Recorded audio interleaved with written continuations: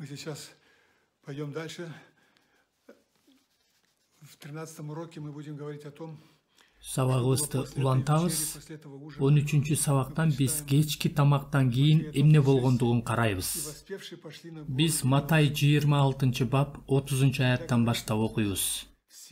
Кудайды даңктап ырдашкандан кийин алар Зайтун тоосуна жөнөштү. Ошондо Ыйса шакирттерине мындай деди: ушул түнү баарыңар менден шектенесиңер.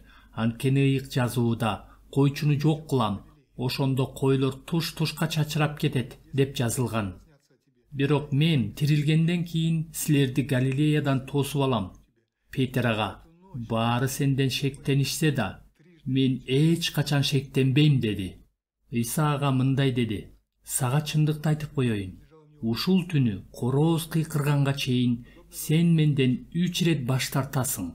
Петр ага: сени менен бирге өлүшүм керек болсо да, мен сенден баш тартпайм деди. Ушундай сөздөрдү башка шакирттер да айтышты. Ыйса шакирттери менен бирге Гетсемани деген жерге келди. Анан аларга: жаным аябай кыйналып турат. Бул жерде калып, мени менен бирге сергек болгула деди. Анан ал бир аз нарыраак барып, жүз төмөндөп жыгылып сыйына баштады. Ата, мүмкүн болсо ушул чөйчөк менин жанымдан кыя өтүп кетсинчи. Бирок мен каалагандай эмес, сен каалагандай болсун. Бул түн Ыйса шакирттерине алдын ала айткандай, шакирттердин бардыгы Ыйсадан шектене турган түн болгон. Ыйса аларга башкача айтканда: силер менден үмүттөнүп, көп жылдан бери күтүп жүргөн нерсеңер аткарылбайт, ошондуктан силер менден шектенесиңер деген сыяктуу болгон. Алар үмүттөнгөн, алар күткөн нерсенин бардыгы талкаланат. Анткени алар өз ишенимдеринин пайдубалын кумдун үстүнө курушкан. Бул кумдун үстүнө курулган үй аба ырайы жакшы кезде тура берет, бирок качан аба ырайы бузулганда ал үй талкаланат. Анткени бекем пайдубал жок болгондуктан кум аны жууп кетет. Ыйса алардын ишеними, үмүтү кумдун үстүнө курулгандыгын көрө билгендиктен, ал акыры талкаланаары жөнүндө алдын ала айткан. Бүгүнкү күндө дагы көпчүлүк машаякчылар өздөрү каалаган, өздөрү үмүттөнгөн нерселерди жыйындан, ишенгендерден, машаякчылыктан, Кудайдан күткөндүктөн, алардын ишенимдери кумдун үстүнө курулат. Бирок акыры алар курган имарат бороонго туруштук бере албай кулаганда, алардын көңүлдөрү калышат. Ыйса муну көрө билгендиктен шакирттерине бул жөнүндө алдын ала айткан. Ошентип, анын жашоосундагы эң оор түн башталды. Ыйса адамзаттын күнөөсү үчүн өлөөрүн алдын ала билсе дагы, бирок азыр ошол убакыт келгендигин ал кабыл алышы керек болгон. Ошентип, анда чоң күрөш башталды, анткени анын өзүнүн эрки болгон. Анда бул азап чегүүдөн качан болбосун баш тартып кетүү чечими болгон. Бирок ал: ата, мен каалагандай эмес, сен каалагандай болсун деди. Ошол түнү Ыйсанын күрөшү абдан катуу болгондуктан, Лука 22-бапта кыйналып жатканда ал бүт күчү менен сыйынды. Анын тери кандын тамчысына окшоп жерге таам чатты деп жазылган. Демек, Ыйсанын күрөшү абдан катуу болгондуктан, анын чекесинен чыккан тер кан сыяктуу тамган. 43-аятта ошондо асмандан бир периште келип, ага күч берди деп жазылган. Анткени Ыйса күчкө, жардамга муктаж эле. А шакирттери болсо сергек болбостон уктап калышкан. Бирок ушул кыйын убакытта кантип периште келип Ыйсага күч берди? Албетте, бул ий китепте жазылбаса дагы мен муну мындай элестетем.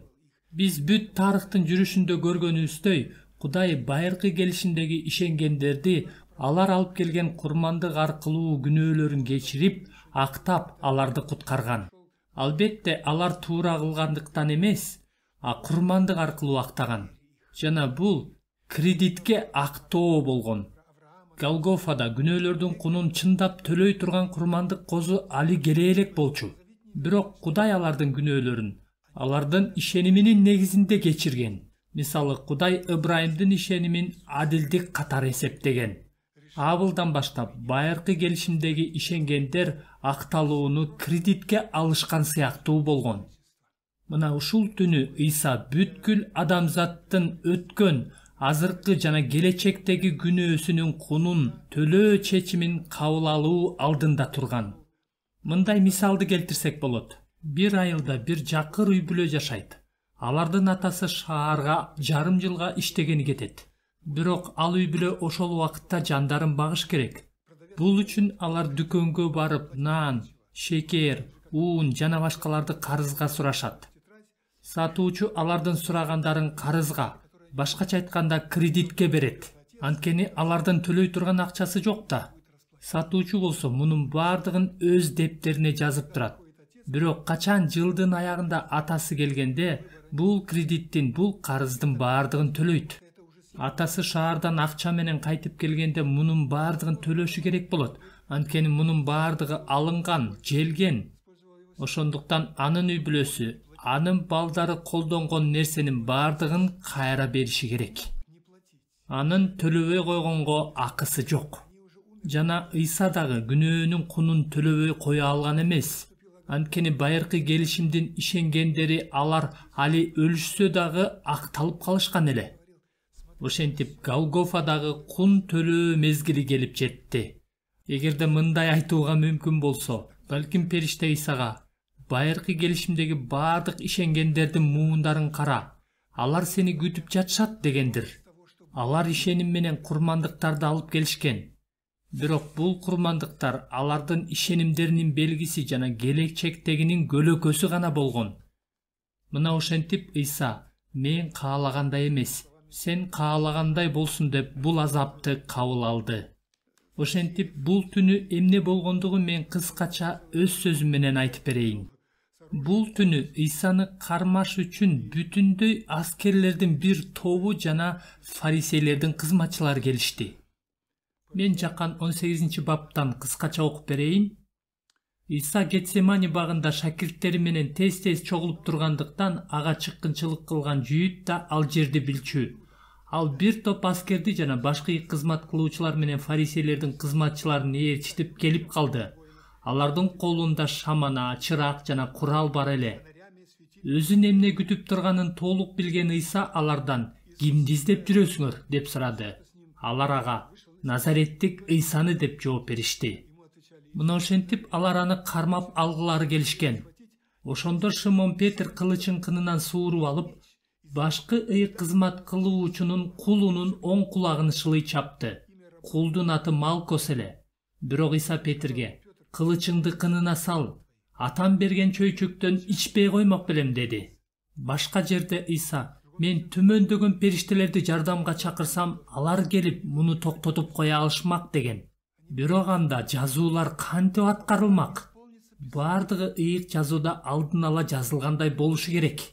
Атам берген чөйчөктөн ичпей коймок белем деди. Миң башы менен аскерлер жана Жүйүт башчыларынын кызматчылары Ыйсаны кармап алып байлашты да, адегенде Анаска алып барышты. Кыскасы аны сотко алып жөнөштү. Шакирттери болсо бардыгы качып кетишти. Петр болсо Ыйсаны алыстан ээрчип, башкы кызмат кылуучулардын Ыйсаны соттой турган короосуна аскерлердин артынан кирди. Алар Ыйсаны шылдыңдап, бетине түкүрүп, аны мазактап, атүгүл аны сабай башташты. Бирок Ыйса өзүн коргоп, өзүн актап эч нерсе сүйлөгөн жок. Ал эми топ эл менен бирге муну байкап, оттун жанында жылынып отурган Петр эч нерсени түшүнбөстөн мындай болуп кетээрин элестете да алган эмес. Машаякты ал мындай элестете алган эмес. Ал Машаяк азыр бардык каршылаштарын талкалап, бардыгын токтотот деп ойлогон. Бирок Ыйса эч унчуккан эмес. Машаякты канчалык көп мазактаган сайын Петрдин түшүнүгү ошончолук азайган. Анын толугу менен үмүт үзүлүп, эч нерсени түшүнбөй, толугу менен башы маң болуп калган. Жана аны менен отко жылынып отургандардын бири Петрден: сен дагы анын шакирттеринин бирисиң дегенде, Петр ага: мен аны эч тааныбайм деп жооп берген. Петр өлүмдөн корккондуктан баш тарткан эмес. Көпчүлүк адамдар Петр өлүмдөн корккондуктан баш тарткан деп ойлошот. Бирок бул андай эмес. Петерге бул суроону 3 жолу беришкен жана Петр аларга мен аны тааныбайм деп 3 жолу жооп берген. Эмне үчүн ал мындай жооп берген? Ал өлүмдөн корккон эмес. Жарым саат же 1 саат мурун ал кылычын кынынан суруп Ыйсаны коргогусу келген. Ал кылычты жөн эле колуна албастан аны менен каршылашын бир урган. Албетте ал кылыч менен тигинин кулагын эмес, башын мээлеген. Тигил адам буйтагандыктан анын кулагына тийген. Эгерде ал буйтабаса, кылыч анын башына тиймек. Жана Петр ал жердеги 3-4 адамга күчү жетээрин билген. Жана акыры өлүп каларын да билген. Ал өлүмдөн корккон эмес. Ал бүтүндөй куралдуу аскерге күчү жетпээрин билсе дагы, куралды колуна алып күрөшкөн. Анткени ал өлүмдөн корккон эмес. Жана бул жерде дагы ал өлүмдөн корккон жок. Ал жөн гана ички жан дүйнөсүндө кандайдыр бир карама-каршылыктарга, түшүнбөстүктөргө дуушар болгон. Анткени ал чынында эле Машаякты мындайча таанып билген эмес. Анткени ал ыйык жазуудан башкача Машаякты, падышачылык кыла турган Машаякты билген жана андан ошону күткөн. Бирок ал күткөндүн ордуна Машаяк басынтылган, мазакталган. Ошондо Петр Ыйсаны карап, "Жок, бул Машаяк эмес. Машаяк менен мындай болуш мүмкүн эмес" деп ойлогон. Машаякты мен мындай таанып билген эмесмин деп ал түшүнбөстүк абалга дуушар болгон. Ошол маалда корооз кыйкырды. Ошондо Петр менен Ыйсанын көздөрү тиктешип калды. Ошондо Петр Ыйсанын "Корооз кыйкырганга чейин сен менден 3 рет баш тартасың" деген сөздөрүн эстеди. Ошондо ал чыгып өксүп ыйлады.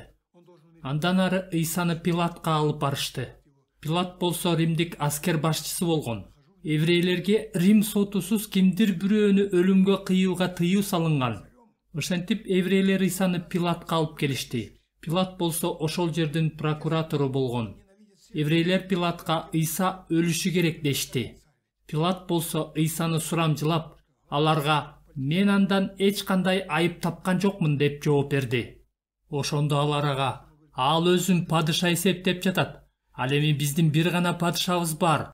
Ал Рим падышасы" дешти. Ал эми Рим падышасы өзүн падыша эсептегендерди жаман көргөн. Пилат болсо бул саясий нерсе окшойт деп оңтойсуздана түштү.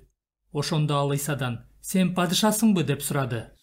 Ыйса ага "Ооба, сен өзүң айтып жатасың. Бирок менин падышачылыгым бул дүйнөдөн эмес. Эгерде бул дүйнөдөн болсо, анда менин кызматчыларым мени коргошмок.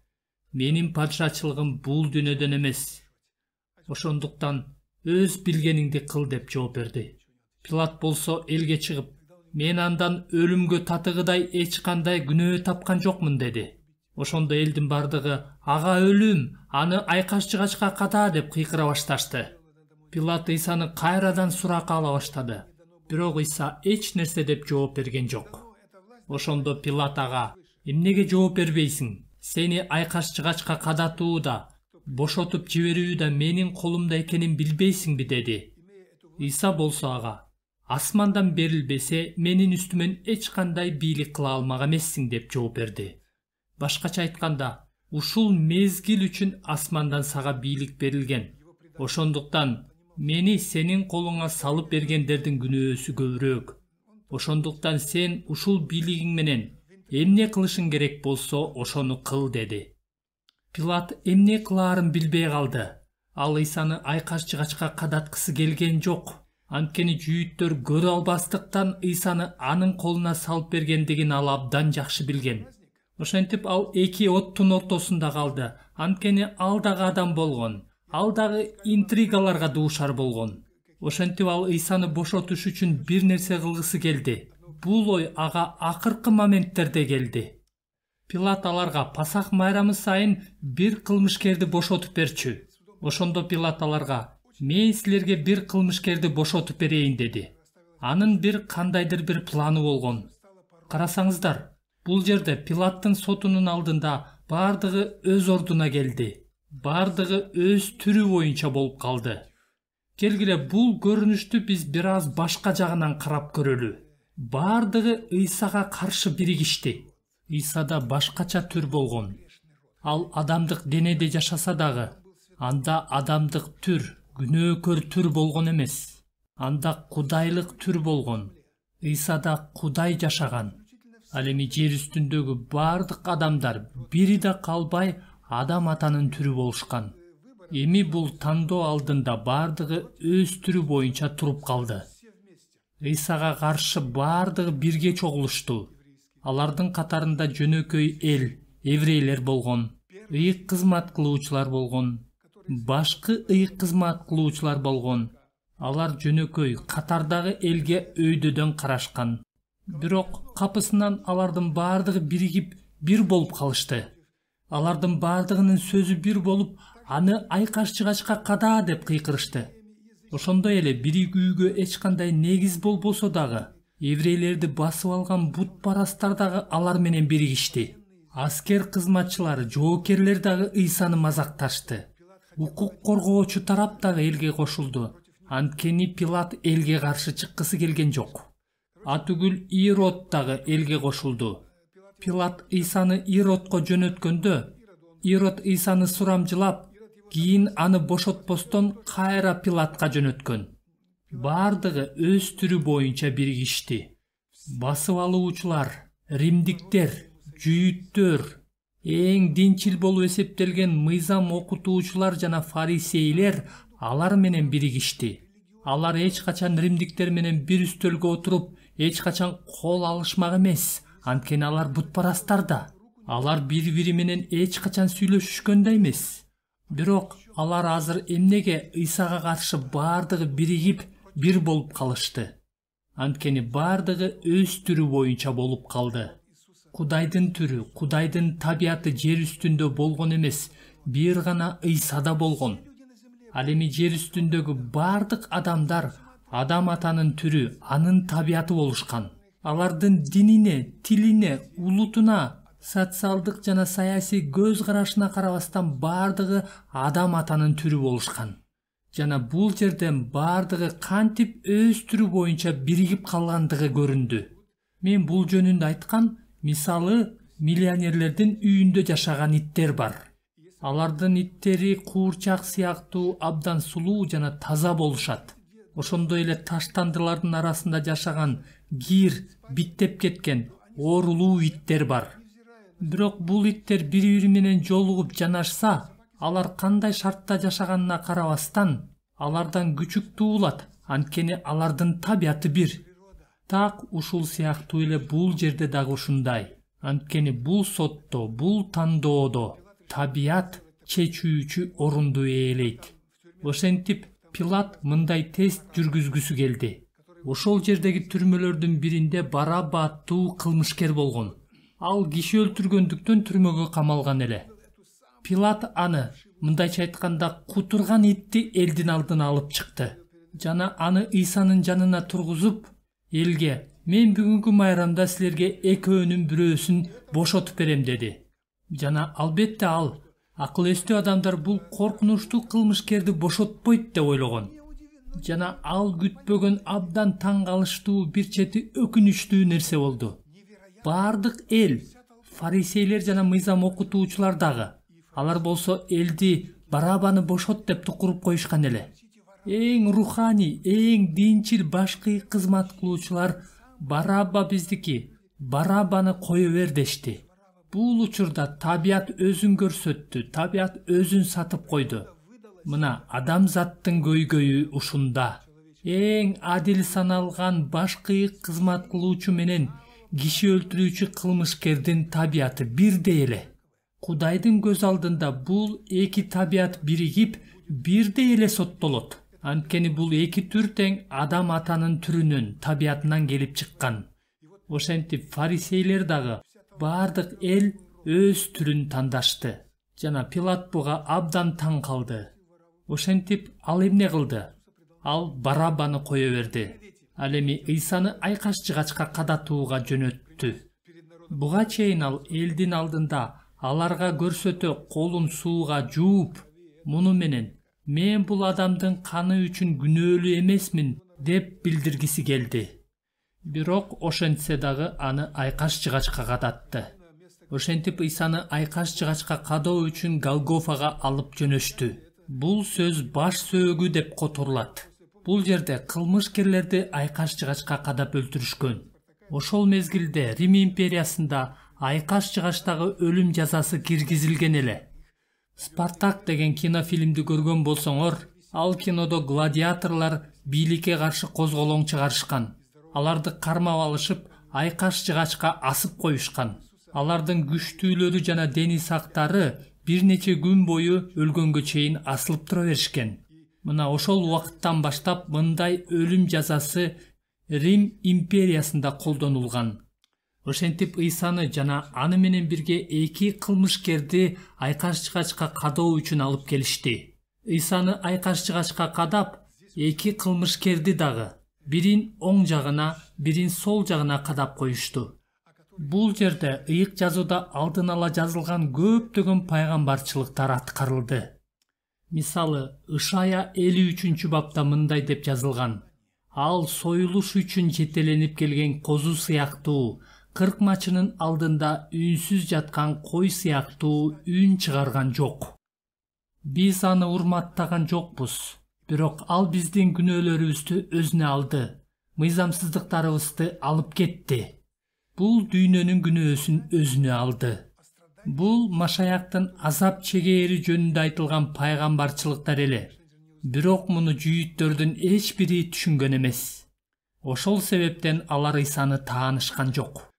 Биз кийинчерээк айкаш жыгачтын өзүндө аткарылган пайгамбарчылыктарды дагы карайбыз. Бул адамзатты куткаруу планынын эң маанилүү бөлүгү.